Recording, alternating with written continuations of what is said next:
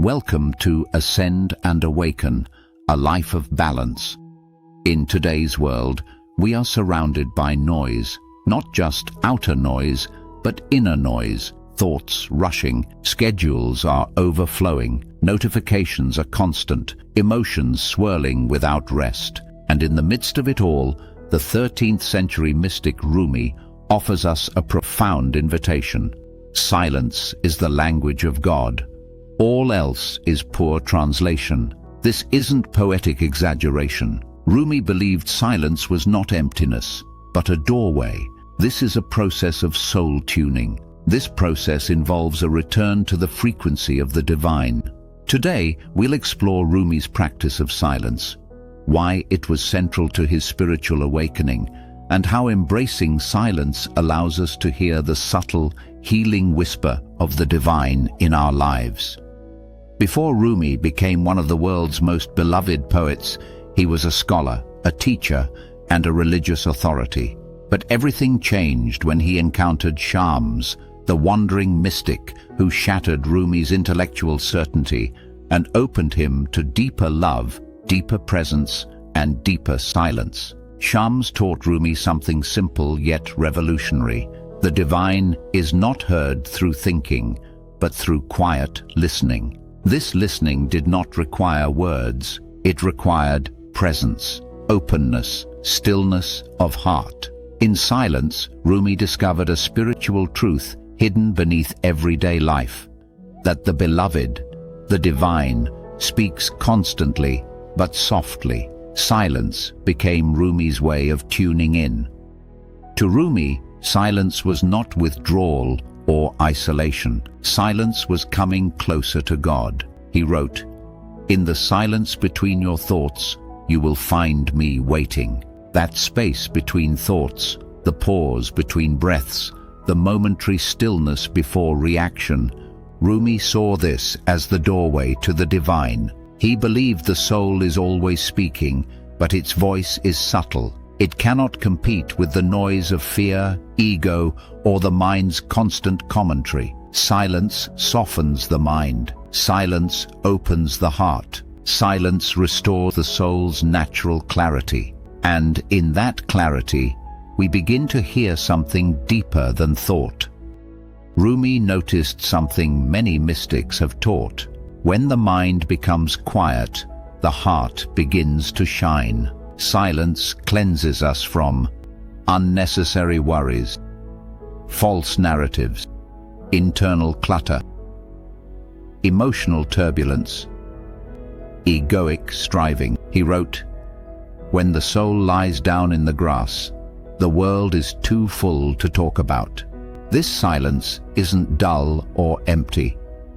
It is full of presence, full of insight, full of connection. Silence becomes the place where the soul breathes again. Rumi didn't believe the divine was separate from daily life.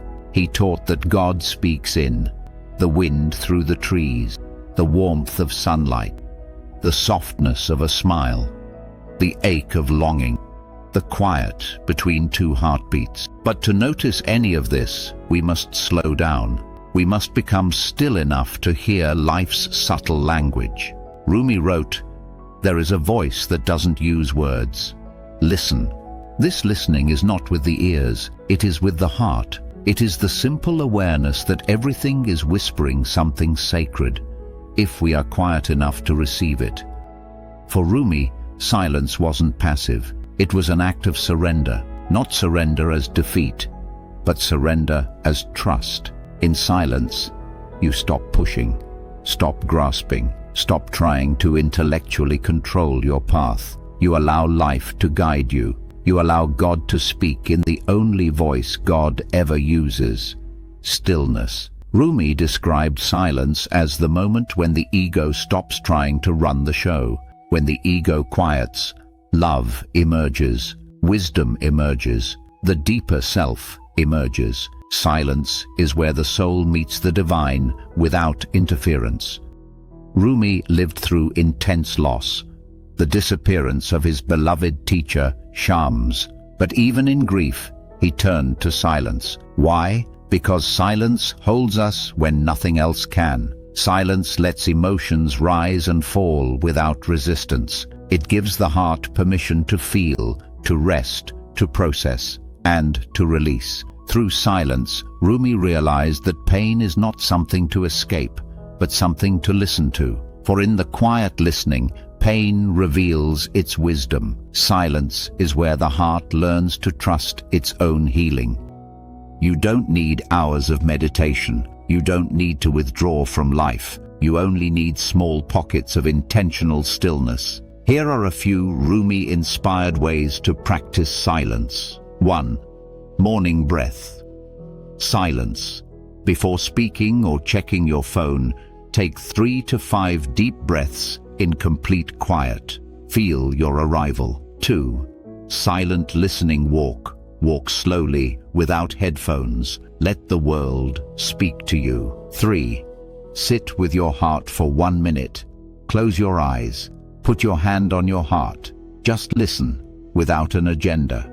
4. Pause before responding. 1 second of silence before speaking creates wisdom where reaction would have taken over. 5. End the day in stillness. Turn off the lights. Take a single deep breath into silence. For everything to the divine, silence does not require effort, it requires willingness. When we let silence into our lives, several things unfold naturally.